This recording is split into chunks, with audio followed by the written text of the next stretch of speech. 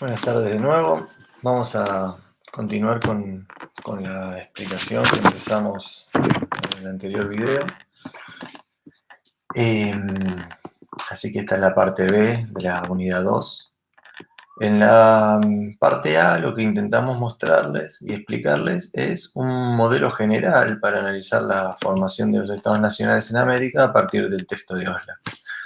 Lo que vamos a hacer a continuación es problematizar ese modelo a partir del análisis de un caso puntual, y ese caso puntual lo vamos a analizar principalmente a partir de un debate historiográfico que fue bastante significativo en su momento y sigue siendo muy interesante su lectura actual, sobre la aparición o no de nacionalismos por fuera de las clases burguesas, ¿sí? Es decir, por sectores subalternos.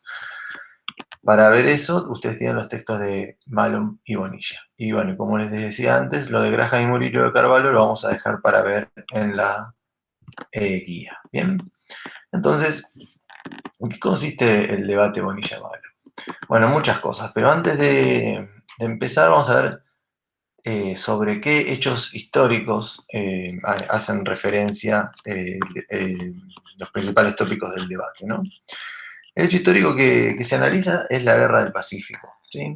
La Guerra del Pacífico es una de las guerras llamadas modernas, ¿no?, del siglo XIX, junto con, por ejemplo, la guerra contra la invasión francesa en México, o también la guerra contra el Paraguay, que enfrentó a la Argentina, Uruguay y Brasil contra el Paraguay. Y en este caso la Guerra del Pacífico fue un enfrentamiento entre Chile y Bolivia y Perú, que tuvieron una alianza por un determinado momento. Es una guerra muy cruenta, los muertos, no es muy preciso la estadística en ese sentido, pero se calculan entre 15.000 y 20.000 muertos, ¿sí? Y la guerra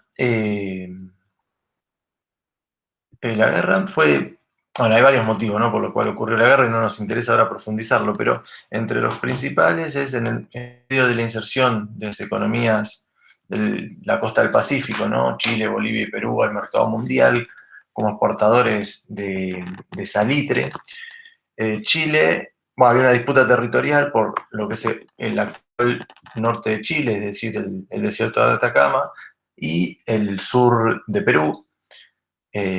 Y lo que era la salida al mar de Bolivia. Bueno, como ustedes saben, por la territorialidad actual, el triunfador de esta guerra es Chile, y tanto para Bolivia como para Perú significó una seria derrota.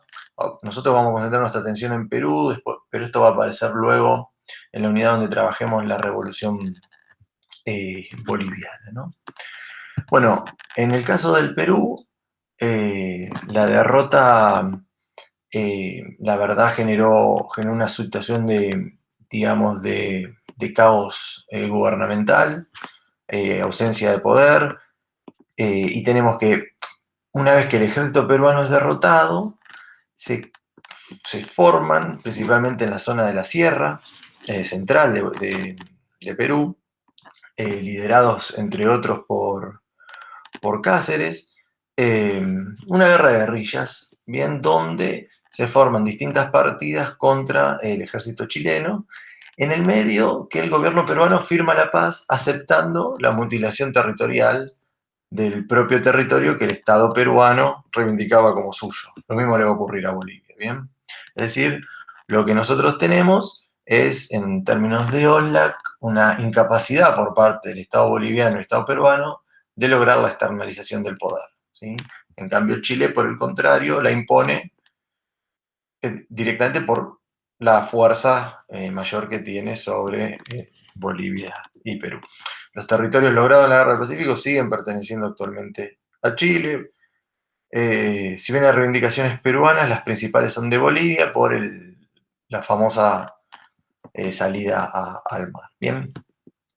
Bueno, no, como decía, no es lo importante profundizar en lo acontecimental de la guerra, sino más bien y el debate está puesto ahí, es ¿qué genera la guerra en la población peruana en este caso? ¿Sí? Y acá, para introducir un poco el debate, vamos a ver cuáles son los temas y problemas históricos que están en debate de forma general, lo vamos a ver particularmente, y vamos a hacer algunas aclaraciones. Uno de los grandes temas es cuál es la vinculación que existe entre el campesinado indígena peruano, o que habitaba el Perú del siglo XIX, y la cuestión nacional. ¿Sí? Acá va a haber respuestas muy distintas, tanto de Bonilla como de Malo. Bien.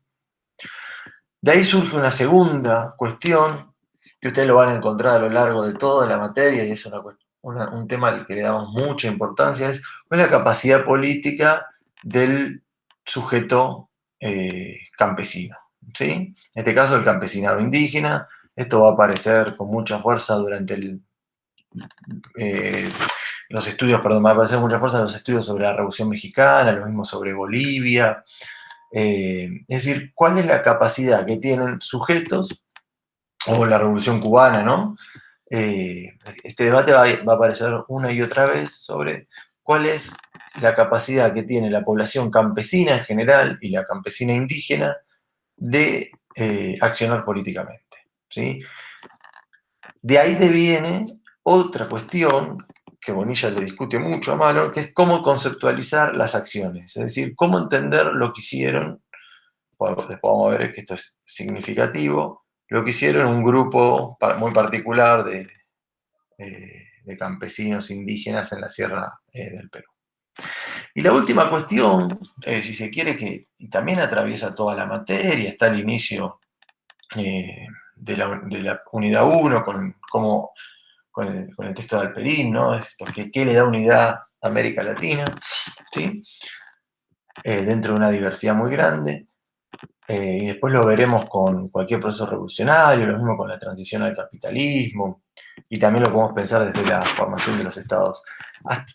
¿Hasta qué punto es pertinente utilizar modelos generales de explicación histórica, en general pensados para la realidad europea? ¿Sí? Esto es muy claro, por ejemplo, cuando intentemos ver los procesos de industrialización en América Latina. ¿Sí?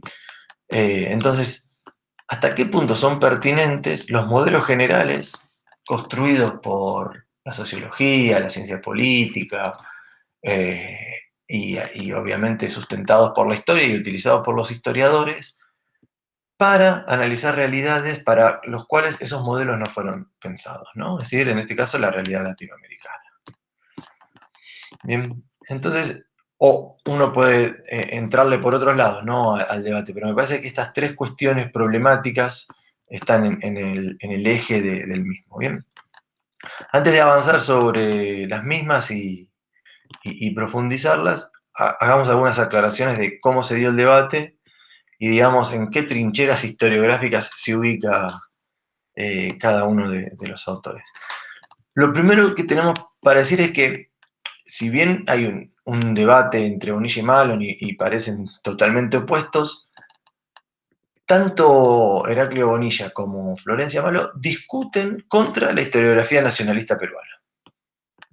¿Sí? En ese sentido, son parte de una misma empresa historiográfica, de discutir los supuestos mediante el cual la historia oficial, fuertemente cargada de nacionalismo, que construye una mirada retrospectiva sobre el Estado peruano, bien, es decir, justamente ambos discuten con esa historiografía y tratan de problematizarla. Bien, para esta historiografía nacionalista, la guerra la guerra contra Chile, la guerra del Pacífico, fue principalmente una lucha heroica del pueblo peruano contra el invasor chileno. Bueno, Bonilla y Malón vienen a rebatir esta tesis. Bien, justamente el primer libro que sale, y que ustedes no lo tienen, es más, no tienen ninguno de los libros, sino lo que tienen es un debate aparecido a partir de los libros en dos artículos. Bien, el primero es el libro de Bonilla, perdón, que sale en el 78. Bonilla es un antropólogo especializado en historia económica, y podríamos decir que es un marxista estructuralista, ¿no?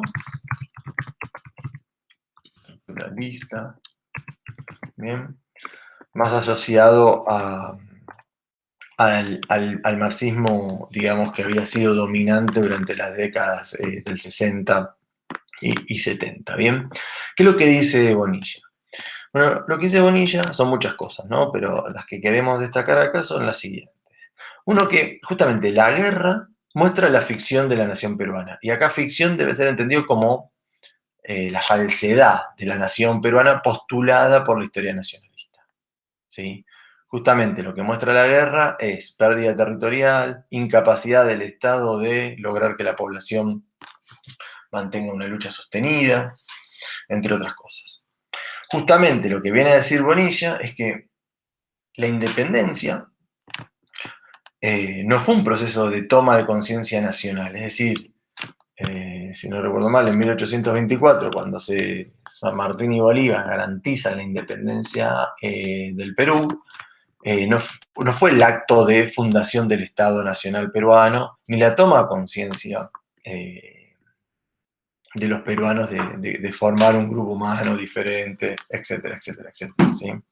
En ese sentido, obviamente es otra fortísima crítica a la historia nacionalista.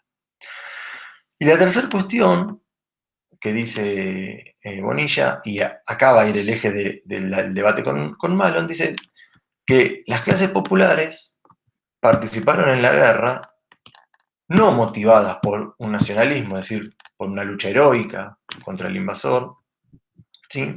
Sino justamente que la forma en que participaron más bien era consecuencia de las fracturas coloniales heredadas del proceso de independencia y no solucionadas. Bien, en este sentido, relean lo que dice Alperindongui sobre el Perú. Y obviamente la incapacidad del Estado de transformar esas realidades heredadas de la colonia. ¿Sí? Luego el libro de Bonilla, salen dos libros, el de Manrique y el de Florencia Malon. Ambos provienen de, principalmente Malon, ¿no? Que es la que nos interesa, es una de las principales líderes de lo que se conoce como el grupo de los estudios subalternos, que tiene epicentro en la India, ¿sí? Que seguramente vivieron algunas cosas en historiografía o en teorías de la historia. Y podríamos decir que si Bonilla es un marxista estructuralista, en el caso de Malon es una marxista mucho más heterodoxa, una marxista que ha tenido otras influencias. Ahí hay dos grandes influencias. Una es la lectura de Gramsci, principalmente de algunas ideas sobre hasta qué punto, que es la gran pregunta de Gramsci, los sectores subalternos son parte activa de la construcción de una hegemonía por parte de las clases dominantes. ¿Sí? Entonces, y otra idea importante en el planteo de Malon. ¿Cómo es que los estados construyen cotidianamente el poder? Eso no aparece tanto en los artículos que les damos, aunque está en el trasfondo de la cuestión. ¿Sí? Es decir, cómo el Estado llega a los sectores subalternos de la población. Y a su vez, cómo los sectores subalternos se vinculan con la acción estatal y a su vez tienen una agenda propia, si bien subalterna, porque están bajo relaciones de dominación económica, política, social, étnica y cultural, pero sin embargo eso les da un margen de acción. Bueno, ¿cuál es el grado de acción que tuvieron? ¿Sí? Y la segunda influencia importantísima de Malon para destacar ahora es la influencia de Thompson, ¿sí? De Edward Palmer Thompson. Principalmente en esta idea de que las clases sociales surgen a partir de una experiencia histórico-social y no están dadas naturalmente por el modo de producción. No es la consecuencia directa del modo de producción, sino que la clase es un producto histórico y en el producto histórico es justamente la construcción histórica mediante la cual, mediante la acción, la lucha, la oposición contra otros sectores sociales, esa clase toma conciencia de su lugar, de su ubicación en la sociedad. Bien. Justamente lo que va a proponer Malon es algo bastante radical, tanto para la historia nacionalista como para la historia, como para el planteo de Bonilla, y ahí arranca el debate, ¿sí? Es que va a decir que las clases populares, principalmente el campesinado indígena, tuvo un compromiso más amplio, ¿sí? Es decir, un compromiso nacional, pero generando un nacionalismo peruano distinto al de la burguesía. Ahora van a ver la significatividad de la cuestión, ¿sí? Bueno, una idea que me olvidaba antes sobre el tema del campesinado. Acá hay una cuestión importantísima para entender el problema, es que, y que me había olvidado por ahí de destacar, en esto que decíamos antes de la capacidad política del campesinado, ustedes tienen que recordar que para los años 50 y 60, principalmente, tenemos tanto desde desde lo que podríamos decir la derecha política, ¿no? La idea de que el campesinado iba a desaparecer, es decir, que el avance de las relaciones mercantiles iban a provocar que el sujeto social campesinado desaparezca del mundo. Es decir, el campesinado entendido como aquel que controla los medios de producción, independientemente de sea propietario o no, y vive para la subsistencia, es decir, que no produce para otro y entra en las relaciones mercantiles, el capitalismo lo iba a terminar borrando. ¿Sí? Por un lado tenemos simplificando siempre, ¿no? Y por el otro lado tenemos desde la izquierda una mirada muy peyorativa sobre la capacidad política del campesinado. ¿Sí?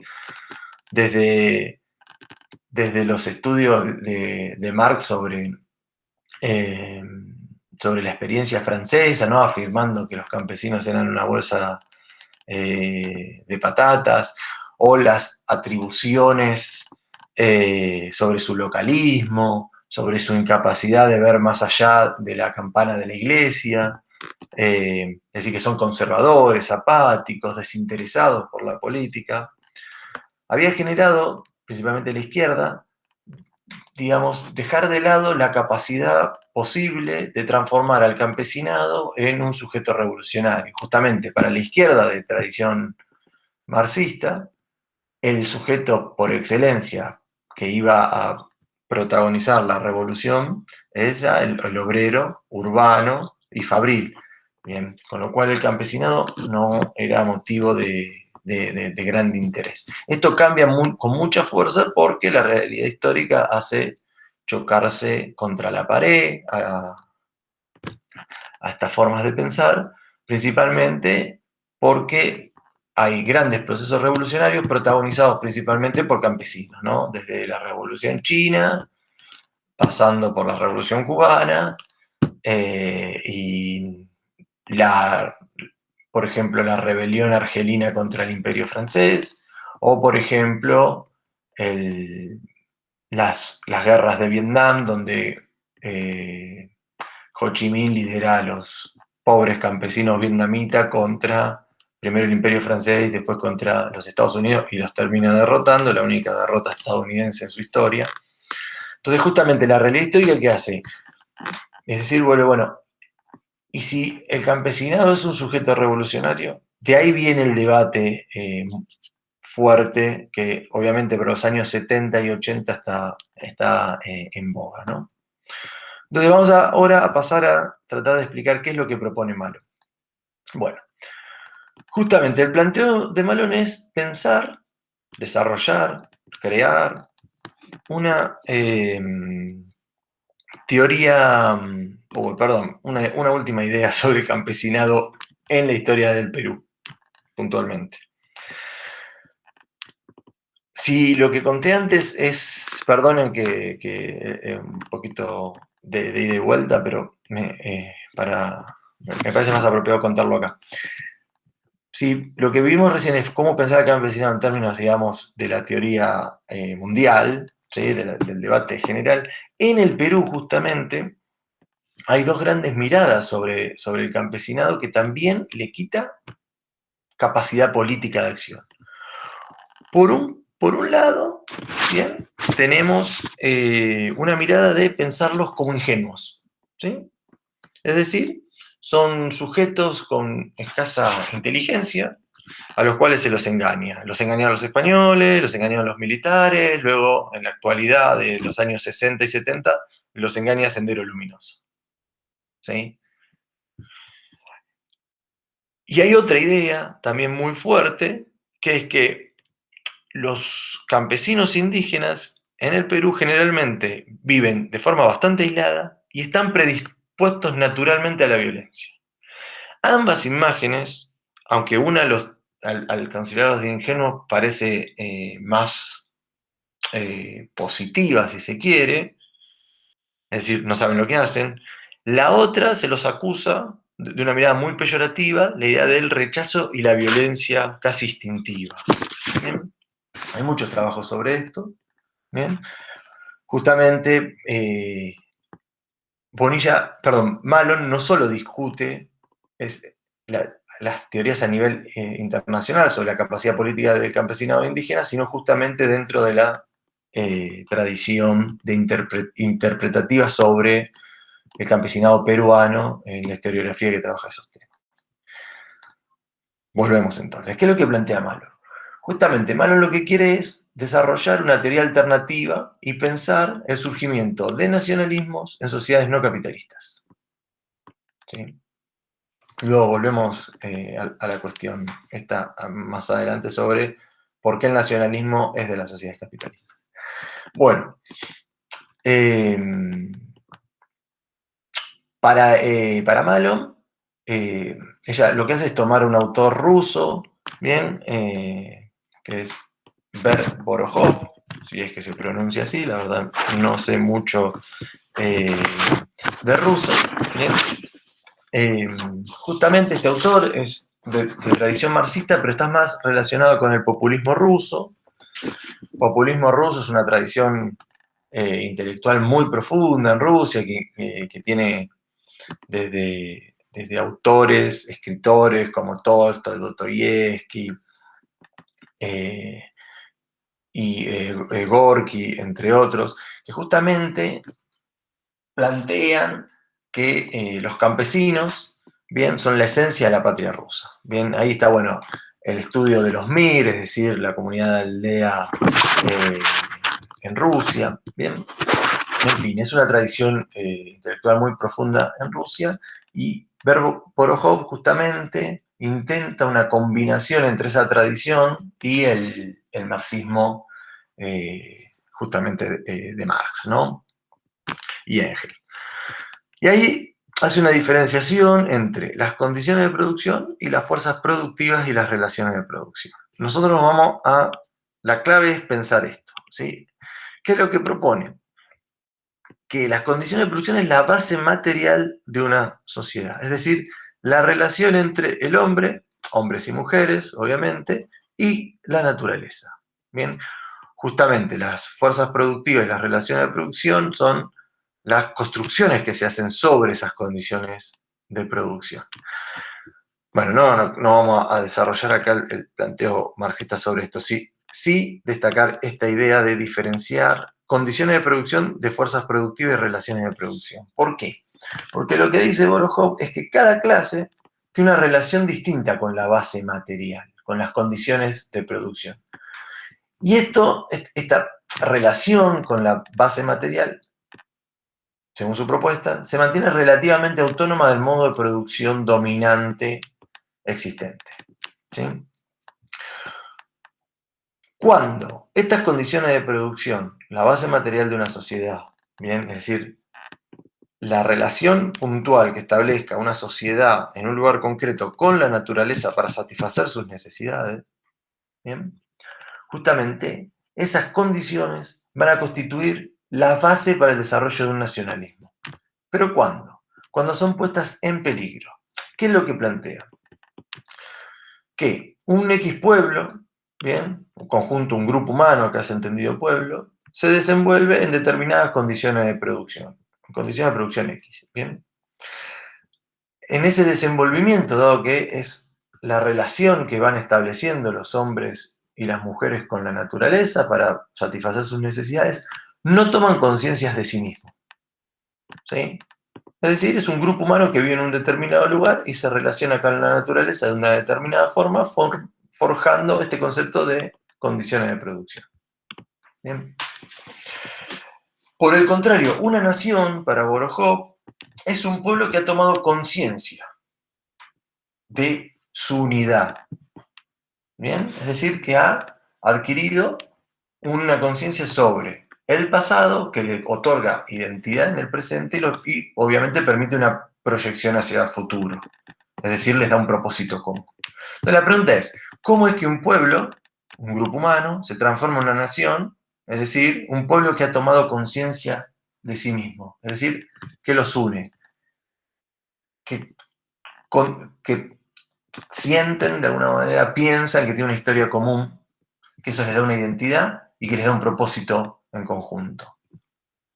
Bueno, lo que propone es justamente que el enfrentamiento con otro pueblo que ponga en duda la base material de esa sociedad, las condiciones de producción, va a generar una cuestión nacional. Es decir, va a generar un proceso mediante el cual, dado que otro pueblo invade y pone en duda la base material de la sociedad, va a dar lugar a la posibilidad de que ese pueblo devenga en nación. ¿Sí? A partir de la toma de conciencia, justamente frente a un otro que invade, sobre esa unión que tendría ese conjunto humano, ese pasado común, esa identidad, y justamente mediante esa unión y la defensa de la base material es que surgiría la nación, es decir, un grupo que tiene un propósito común. Ahora, y acá es clave esta cuestión, dice, como habíamos dicho antes, cada clase tiene una relación distinta con la base material. Por ende, cada clase, al tener una relación distinta con la base material, puede desarrollar formas diferentes de nacionalismos. Es decir, no hay un nacionalismo, sino hay varias formas, múltiples nacionalismos. ¿Sí?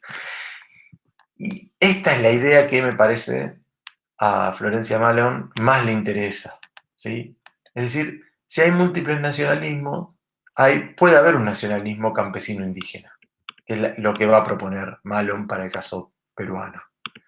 Y justamente ese nacionalismo campesino indígena está en tensión y potencialmente en contradicción con otros nacionalismos que puedan surgir, con otros proyectos nacionales. Lo que va a decir Malone es que el nacionalismo indígena que va a surgir en la guerra del Pacífico, cuando los chilenos pongan en tensión la base material del campesinado indígena que vivía en la Sierra Central, va a generar un proyecto nacional campesino e indígena, un nacionalismo campesino e indígena, es decir, un nacionalismo en una sociedad que no es campesina ni occidental y en un grupo humano o un sector social que no es dominante, es decir, un nacionalismo de sectores subalternos, no capitalista, no occidental.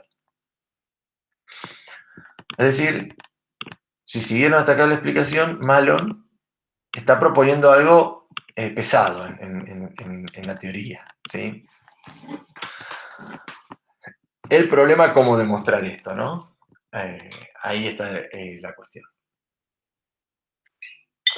Para demostrar esto, y acá sería muy interesante que cada uno, digamos, haga una lectura profunda, hasta qué punto Malone los convence por cómo construye el argumento, ¿bien? Hasta qué punto les parece el argumento sólido, lógico, coherente, y hasta qué punto lo demuestra. Un problema es desarrollar un argumento sólido y otra cosa es demostrarlo. Y la historia debería tener que demostrar lo que dice, dado que es un conocimiento que se propone científico. No les estoy diciendo que Malone no lo demuestra, lo que estoy diciendo es que las evidencias que proporciona, bueno, Bonilla se las va a discutir, pero estaría bueno que cada uno de ustedes se ponga en el rol de Bonilla a ver si, bueno, ¿me convence Malone o no? A partir de lo que demuestra. Independientemente del balance que hagan sobre su demostración, hay algo muy interesante que lo vamos a dejar para la guía, que en la demostración ella elige hacer un análisis comparativo de casos, ¿sí? Es decir, analizar dos regiones del Perú con historias previas muy diferentes, con condiciones de producción muy diferentes y con relaciones de producción muy diferentes, donde, por ejemplo, en un lugar como la Sierra Central, la comunidad campesina indígena tenía más solidez y una zona donde no. Bien, es decir, a partir del análisis comparativo va a tratar de probar el surgimiento en un determinado lugar en la Sierra Central de un nacionalismo campesino indígena, ¿sí? Justamente a eso le vamos a dedicar una parte importante de la guía a partir de un cuadro comparativo que les armé yo para que ustedes llenen, obviamente, ¿sí? En todo caso, lo dejamos esa cuestión de la demostración y sus opiniones para la clase de consulta sincrónica que tendremos la semana que viene. Muy bien, se me pasó uno, perdón. Entonces, acá les armé un cuadro comparativo para intentar comparar el planteo de Malon y el planteo de Bonilla y marcar digamos, las oposiciones del debate. ¿Bien? En variable, ¿bien? ¿Qué entendemos por variable? Es decir, lo que vamos a comparar. Si yo comparo dos personas, la variable puede ser, no sé, el peso, la altura, su formación, etc. Bien, la variable es lo que comparamos. Acá, bueno, a veces está escrito de forma de una condición, por ejemplo, la situación del Perú hacia la guerra, otras es a partir de preguntas.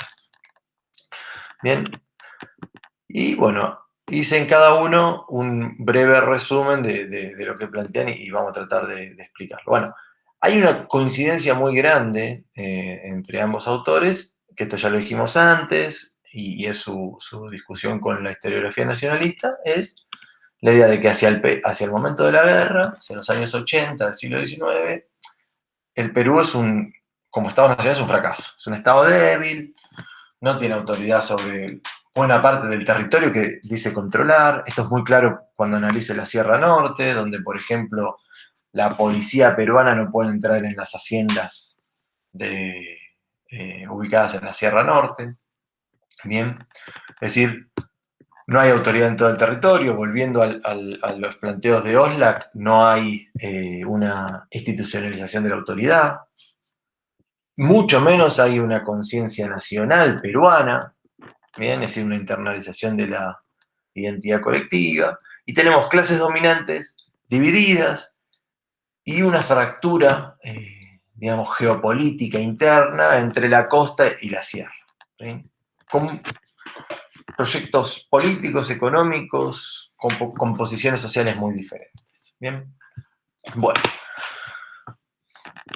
Dicho esta similitud, pasemos a las diferencias, que son muchísimas. Bien, bueno, vamos a empezar por el planteo de Bonilla. ¿Bien? Bonilla lo que toma es la teoría, digamos, europea sobre el nacionalismo. ¿Bien? Justamente, ¿qué es lo que él propone? Bien, que el nacionalismo es un proceso principalmente generado por burguesías que en el devenir del proceso histórico se transforman en burguesías nacionales, ¿bien? Y que justamente su capacidad de convertirse en burguesías nacionales es su capacidad de transformar sus propios intereses en intereses nacionales. Es decir, de gestar en un determinado territorio un mercado nacional, ¿bien? En términos económicos, y de gestar en ese territorio una identidad entre el territorio, la población, el Estado. Bien.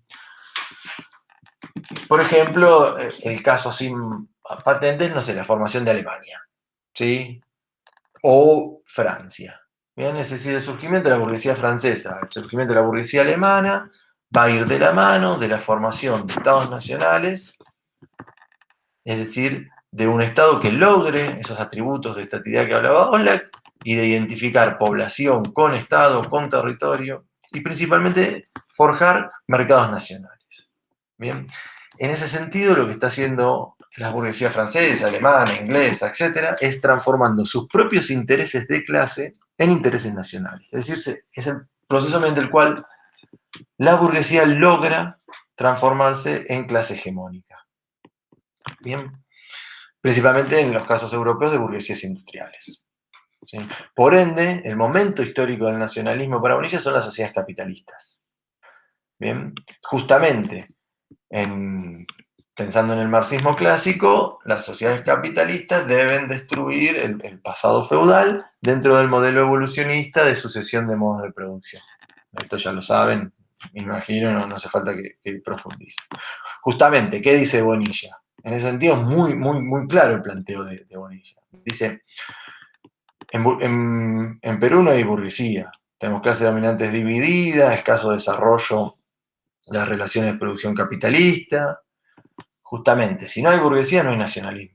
Punto. Corta la bocha, diría un amigo mío. ¿Sí? Si no hay burguesía no puede haber nacionalismo. Con lo cual anula cualquier otra posibilidad de surgimiento de sentimientos nacionalistas. Ahí es donde Malon dice, bueno, por eso toma a Borojow, ¿no?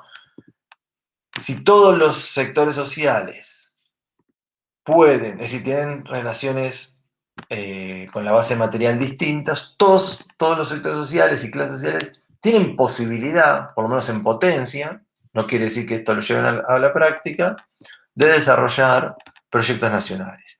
Y justamente pueden ser diferentes. Con lo cual plantea, y esto es radical, en el planteo malo es radical en ese sentido, puede haber, obviamente hay nacionalismos de sociedades capitalistas, y lo que dice, bueno, puede haber nacionalismo, como dijimos antes, de sociedades no capitalistas, que los desarrollen campesinos, es decir, sujetos, en el caso peruano, no occidentales, sujetos indígenas, bien,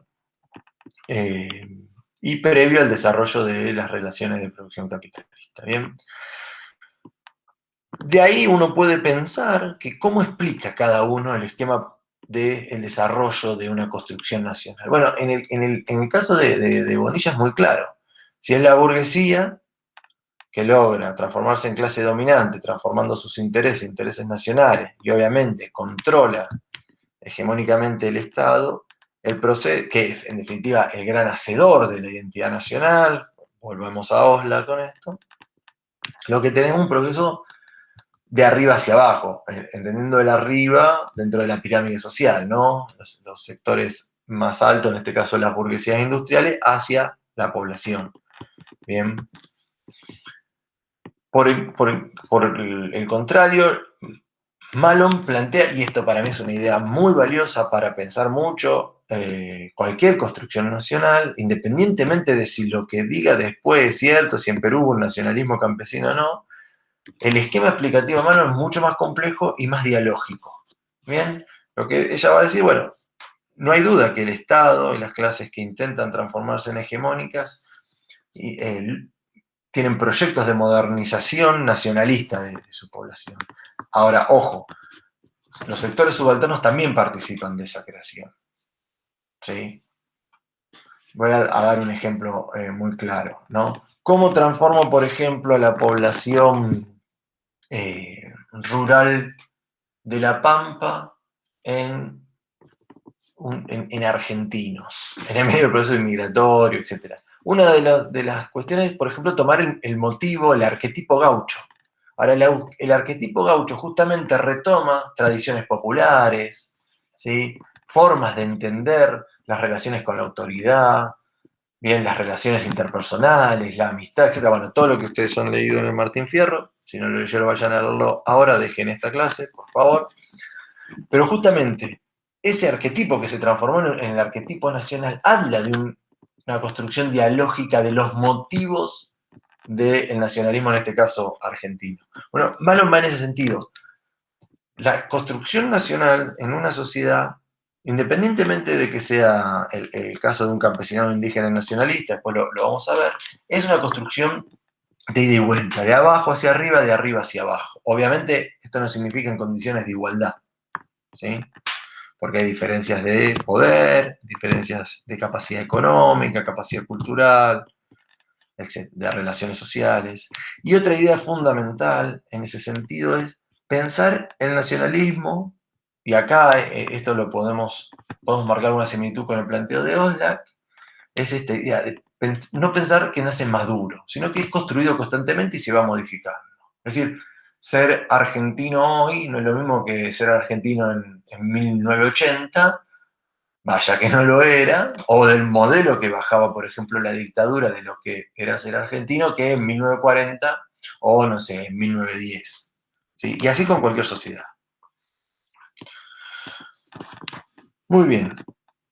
De ahí a la conceptualización propia, ¿no? De cómo pensar al campesinado. Bueno, en el caso de Bonilla, lo que decíamos antes.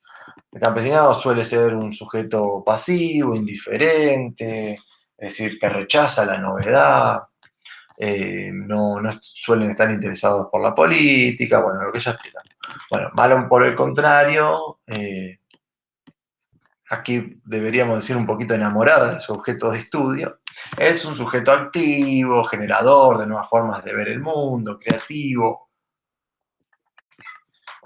es decir, con capacidad política, bien, de pensar la realidad, y construir la realidad y proyectar la realidad.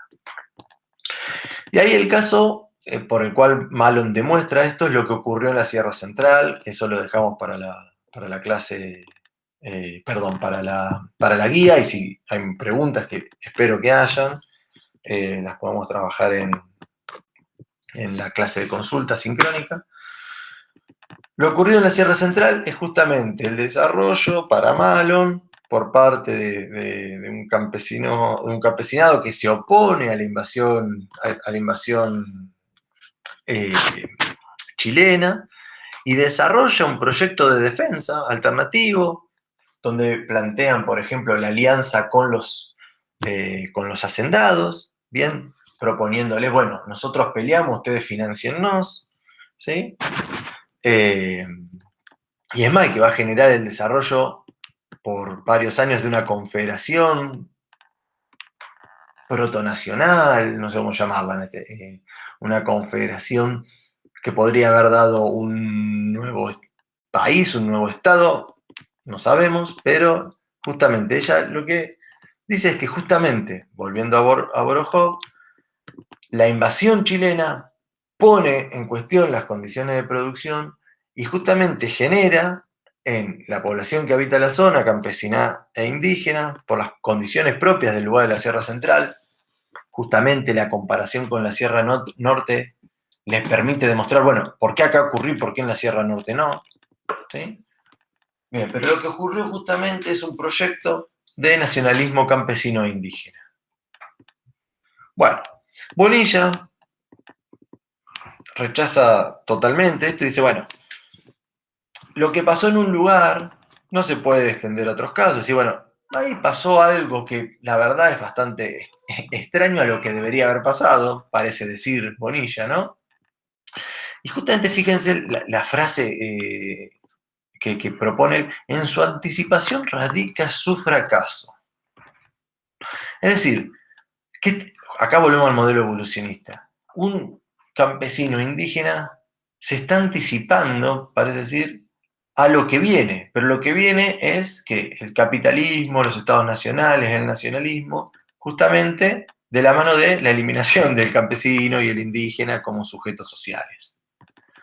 Bien, ahí el modelo evolucionista en Bonilla es clarísimo. Es más, y va a negar de tajo ese nacionalismo, decir, bueno, en verdad reaccionan porque los invaden, ¿sí? No porque fuesen nacionalistas. Y ahí, saltamos un poquito, hay un problema de, bueno, ¿cómo demostrar la cuestión? Y ese sí es un enorme problema del planteo de Malon, porque en términos de fuentes, diríamos, está floja de papeles, ¿no? Si bien encontró fuentes muy valiosas, muy interesantes, ¿sí? Sobre la Federación de Comas, que principalmente analiza un pronunciamiento. La Federación de Comas estuvo en pie hasta 1902, hasta que fue reprimida por el Estado peruano, ¿sí? Para imponer otro proyecto nacional. Bueno, pero ahí Bonilla va al hueso de la cuestión, ¿sí? ¿Por qué? Porque si bien él no presenta evidencia de lo que dice, porque para Bonilla el modelo teórico explica, recordemos el modelo teórico, hay capitalismo cuando hay burguesía, perdón, hay nacionalismo cuando hay capitalismo y hay burguesías, ¿sí? Burguesías que no existen en el Perú, por ende las relaciones sociales capitalistas no están desarrolladas, por ende no puede haber nacionalismo. Ahí el modelo explica, ¿sí?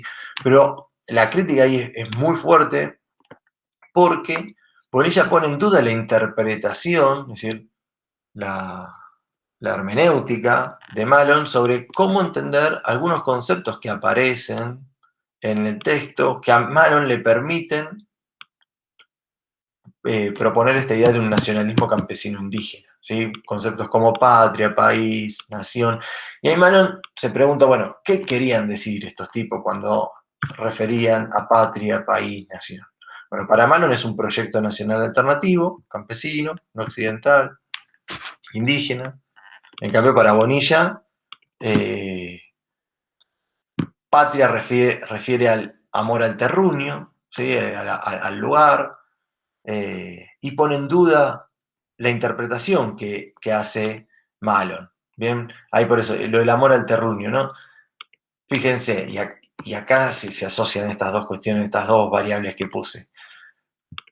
Para Malon, esa idea del amor al terruño, la protección de la patria es justamente lo que permite sustentar el nacionalismo. ¿Por qué? Pues están poniendo en defensa las condiciones de producción, ¿sí? Que hablaba Borjó, frente a la invasión de un extranjero. Justamente, la invasión es lo que permite a los campesinos de la Confederación de Comas transformarse de pueblo en nación, es decir, en un conjunto, un grupo humano que logra identificar su relación con la naturaleza, ¿sí? ¿Qué los une? Su historia previa, su identidad y proyectar un nacionalismo y un proyecto político alternativo. Bueno, por eso dice que las filiaciones étnicas que atraviesan el Perú, bien, y son un claro devenir de la historia previa del Perú, ¿no? Indígenas, mestizos, blancos, negros, zambos, mulatos, etcétera, no impidieron el desarrollo de un nacionalismo. Justamente lo que ocurre en la Sierra Central parece ser un proyecto de indígenas que también les proponen a los hacendados blancos que se sumen a la defensa, que incluye a los mestizos, es decir, bastante abarcativo en términos de alianza de clases.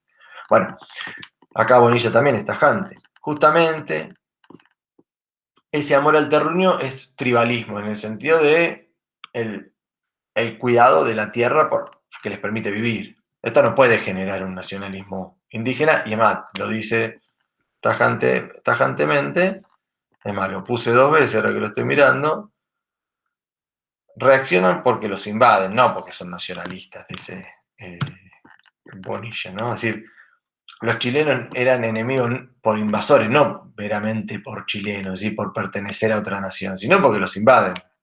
Bien. Bueno, estas son las principales oposiciones de ambos planteos, ¿sí? Eh,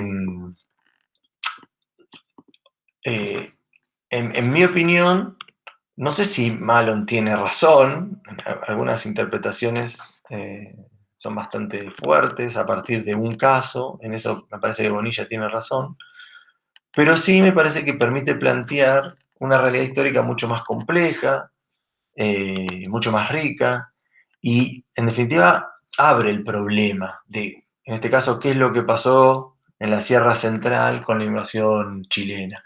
En cambio, Bonilla me parece que cierra el problema diciendo, bueno, si, es decir, agarro el manual de lo que es una sociedad capitalista, de lo que es el nacionalismo, no está en el manual, no, entonces no entra, parecería no merecer mucho análisis.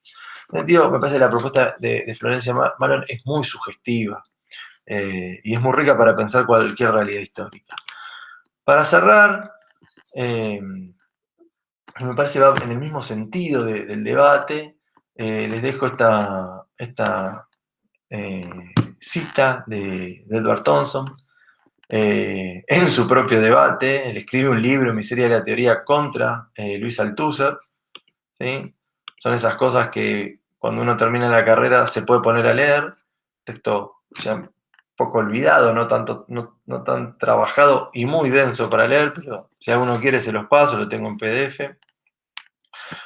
Pero en un momento, en su debate contra Althusser y el estructuralismo que propone, justamente plantea esta idea que me parece que está en la misma cuestión de fondo que están discutiendo Malon y Heraclio Bonilla, ¿no? Y dice, la historia no es una fábrica para la producción de una teoría máxima. En el caso de Bonilla, la teoría máxima sería la teoría nacionalista forjada a partir de la explicación de la formación de los estados nacionales europeos, a modo de un Concord de la atmósfera global. Tampoco es una cadena para la producción de teorías enanas en serie. Acá podría ser una crítica a Malon, ¿no? Una teoría enana en el sentido de, bueno, a partir de un caso crea una teoría, la posibilidad de un nacionalismo indígena, no occidental y campesino. Bien. Tampoco es una estación experimental gigantesca en la que la teoría fabricada en otra parte pueda ser aplicada, contractada y o, le agregaría, confirmada. Fíjense que esto va de lleno a lo que hace Bonilla. En definitiva, Bonilla trae una teoría fabricada para otra realidad y la aplica a un caso distinto, la contrasta y bueno, y obviamente refuta lo que pasó ahí y confirma lo que ya sabe de antemano por la teoría. No hay burguesía, no hay capitalismo, no hay nacionalismo. Esta no es en absoluto la tarea, ¿no? La tarea de la historia. Dice, su tarea consiste en rescatar, explicar y comprender su objeto, la historia real. Eso es lo que pasó. Y ahí me parece que Malon abre el problema, ¿no? Es decir, analiza lo que pasó y lo analiza con un detalle muy interesante, y no solo lo analiza en ese lugar, sino compara con otro, donde también hubo invasión, pero no ocurrió lo mismo que ocurre en la Sierra Central. Las teorías que los historiadores aducen van dirigidas a este objetivo, dentro de los límites de la lógica histórica. Y no hay cirugía alguna que pueda trasplantar teorías foráneas. Otra vez, esa crítica a Bonilla que le podemos hacer desde Thompson, ¿no? Como órganos no modificados, a otras lógicas conceptuales, estáticas o viceversa. Nuestro objetivo es el conocimiento histórico. Y ahí me parece que no hay duda que el conocimiento histórico que tiene Malon de la zona es muy profundo. Avanzamos nuestras hipótesis. Me interesa mucho el verbo que usa, avanzar, es decir, la idea de que no es definitivo y que un primer acercamiento por ahí puede ser superado en un futuro. Avanzamos nuestras hipótesis para explicar tal formación social concreta del pasado, tal secuencia concreta de causas. Bueno, me parecía una buena forma de cerrar el debate Bonilla-Malon, que da para mucho más, pero el objetivo fue orientarlos un poco en el mismo. Así que con esto terminamos y bueno, nos veremos en la clase de consulta. Si alguno tiene alguna duda previa y quiere enviarla para ya ir orientando explicaciones, estamos abiertos, tienen en la mensajería del aula virtual. Les mando un saludo y que tengan buenos días, buenas tardes, buenas noches, buenas madrugadas, no sé a qué hora van a ver este video. Hasta luego.